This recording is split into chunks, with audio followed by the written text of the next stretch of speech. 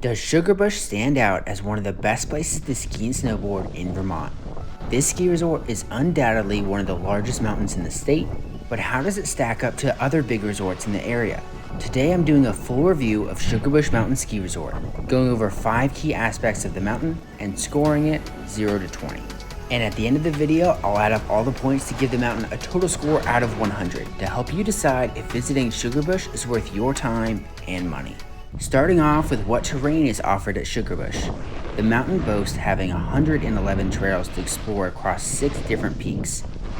That's 72 trails at the main area and another 39 trails over at Mount Ellen, which you can access via the Slidebook Express Quad or a short 10-minute drive, making this mountain one of the biggest ski resorts in Vermont with 600 skiable acres and 2,000 acres of backcountry. At Sugarbush, you can easily choose between riding long groomers, intense glades, or backcountry all in the same trip. Be sure to bring a guide and proper equipment when exploring the backcountry though. This mountain is typically open from early December through early May, providing a longer ski season than other mountains on the East Coast. This huge ski resort truly offers terrain options for all skill levels. With 23% beginner, 42% intermediate, and 35% advanced terrain, there's something here for everyone. So for small families or those still learning, don't be intimidated by this big mountain because there is still a lot of terrain for you. Not to mention, the advanced terrain here is some of the best in the state, with Castle Rock Peak having some of the toughest terrain to test your abilities on. There's also 28 marked wooded areas for tree riding, and with Sugarbush already receiving over 14 feet of snow this season alone, the glades can be a great place to find powder stashes. And all the fresh snowfall creates even more possibilities in the trees. Just be sure to stay safe and be aware of the potential hazards. Sugarbush Mountain has a vertical drop of 2,600 feet, with their summit elevation getting up to 4,083 feet. And their longest run is 3 miles in length, so there's plenty of mountain to ride here. Also, this ski resort has 4 park trails and was voted the 8th best terrain park in Vermont. But locals think it's closer to the number 1 spot. With over 100 park features, Sugarbush has beginner, intermediate, and advanced park trails to choose from, boasting a 2,100 foot line over 6 acres just for 1 park trail, so everyone can progress in their terrain park riding safely. With all of those terrain statistics considered, the terrain scores a 19 out of 20 for having a good variety of trail difficulty, glades, and parks to ride. The only thing I think they are lacking in their terrain is there aren't enough ungroomed trails outside of the tree runs. Now let's look at the layout of the mountain. Sugarbush Ski Resort is an absolute monster of a mountain, having 6 different peaks to explore. The main lodge area provides access to Lincoln Peak, Gad Peak, Castle Rock, and North Links.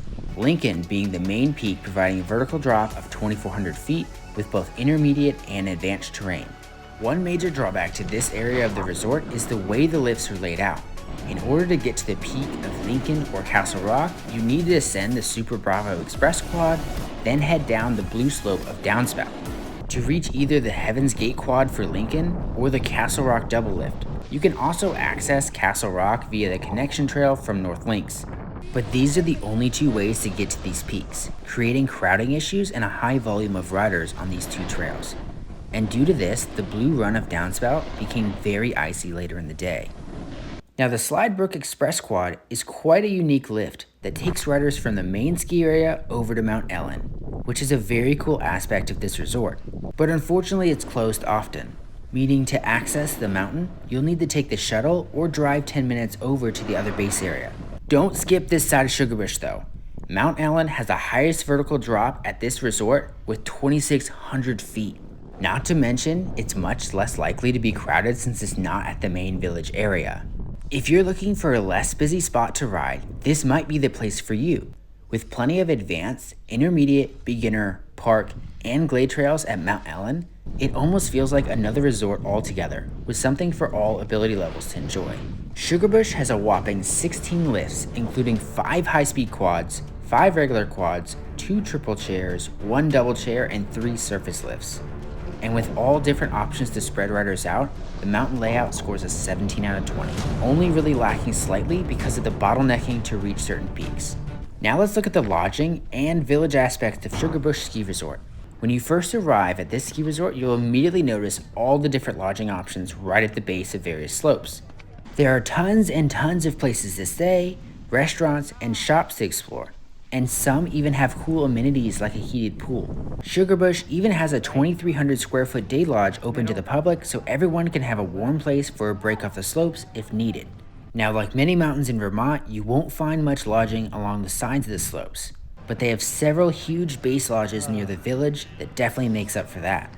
Now, if staying slopeside at Sugarbush isn't in your price range, there are also many smaller cities close by you can get a rental in, allowing you to have a fun experience for a much cheaper price, still only minutes from the slopes. With all the lodging options to choose from, Sugarbush scores 19 out of 20 points for their awesome village experience. Next category is how much it's going to cost you to ski or snowboard here. Now, this huge mountain does indeed come with hefty price tags. They emphasize the cheapest way to ride there is to buy your tickets early, and it really shows. A same-day lift ticket can be up to $60 more than the same ticket 1 or even 2 days in advance. They have several different ticket options, the main one being an all-mountain ticket costing $175 on a weekday and $195 on a weekend. But if you're able to book in advance around 3 weeks before you visit, those prices drop to $135 or $155 depending on the day. So planning ahead will save you a lot of money. There's also cheaper lift ticket options I'll list on the screen if you only want to ride at Mount Ellen, only on beginner slopes, and they also offer discounted tickets for military veterans or their dependents at $123 a day. Sugarbush also offers $89 tickets for each day you book a stay through their site. Also, there's early up tickets that allow you to get up to Super Bravo Express Squad at 7:30 in the morning for an additional $49 on top of your ticket cost for early laps. But the best and cheapest way to ride at Sugarbush is through the Icon Pass or Icon Day Pass options, which also gets you a 35% off lift ticket option for friends and family. Now, although there are a lot of different pricing and discount options, it's still pretty expensive to ride at this mountain for the average rider. And for that reason, the pricing scores a 14 out of 20. The last category we're scoring is the uniqueness factor. What makes Sugarbush stand out among other resorts in the area? This mountain is absolutely a big, well-rounded mountain for the East Coast. But what's really unique about it is that it has the longest chairlift in the world. The Slidebrook Express Quad takes riders 11,012 feet, connecting Lincoln Peak and Mount Ellen. The chairlift runs 2.09 miles across beautiful mountain landscape and is truly a unique part of this ski resort. However, more often than not, this lift isn't even running. It wasn't even open when I visited. So although it's the longest distance in the world, if it rarely operates, then you can't really enjoy its benefit, and you'll have to drive the short distance to Mount Ellen. For this reason, Sugarbush only gets a 15 out of 20.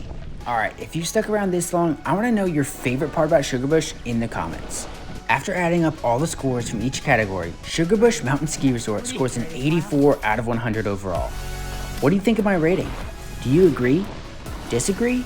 Let me know in the comments, and I'll be reviewing several different ski resorts in Vermont over the coming weeks. So if you have a favorite mountain you want reviewed, tell me in the comments. I really make adjustments based off what you guys say. Don't forget to check out this other popular mountain just a short drive from Sugarbush.